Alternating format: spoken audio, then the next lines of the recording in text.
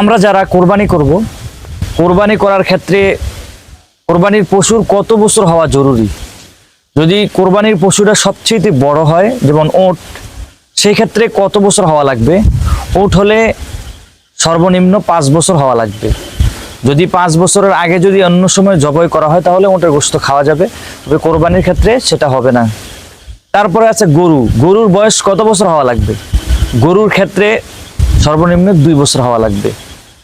এবং দুম্বা, বেড়া, ছাগল সেক্ষেত্রে 1 বছর হওয়া লাগবে।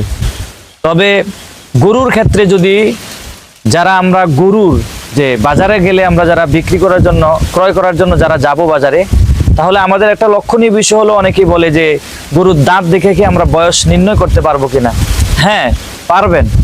এটা যারা পশুর বিশেষজ্ঞ যারা আছেন তারা বলেছেন যে দাঁত দেখেও নির্ণয় করা যায়। তবে সেটা যারা অভিজ্ঞ আছেন, এক দাঁত হলে 1 বছর, 2 দাঁত হলে 2 বছর, তাহলে সেই ক্ষেত্রে সেদিকে বিবেচনা করেও হওয়া যাবে। তবে শোনেন, যদি 2 বছর হয়ে যায় তারপরও যদি দাঁত না ওঠে তাহলেও সমস্যা নেই। 2 বছর এখানে বয়স হলে ধর্তব্য। যদি বয়স হয়ে যায় এরপরে দাঁত যদি নাও ওঠে তাহলে সেটা কোরবানির জন্য উপযোগী হয়ে যায়। আর দুম্বা আর বেড়ার ক্ষেত্রে যদি 6 মাস অতিক্রম হওয়ার পরে যদি তাদেরকে দেখতে মোটা তাজা এমন হয়ে গেছে যে দেখতে 1 বছরের মতো লাগে, তাহলে সেই ক্ষেত্রে দুম্বা আর বেড়া সেটা 1 বছরের মতো যদি মনে হয় তাহলে সেটা ক্ষেত্রে কোরবানি দেওয়া চলবে। আর ছাগলের ক্ষেত্রে সর্বনিম্ন 1 বছর হওয়াই লাগবে। এর ক্ষেত্রে 1 বছরের নিচে হলে কোরবানি হবে না। আল্লাহ আমাদেরকে বুঝে শুনে কোরবানি দেওয়ার তৌফিক দান করুক।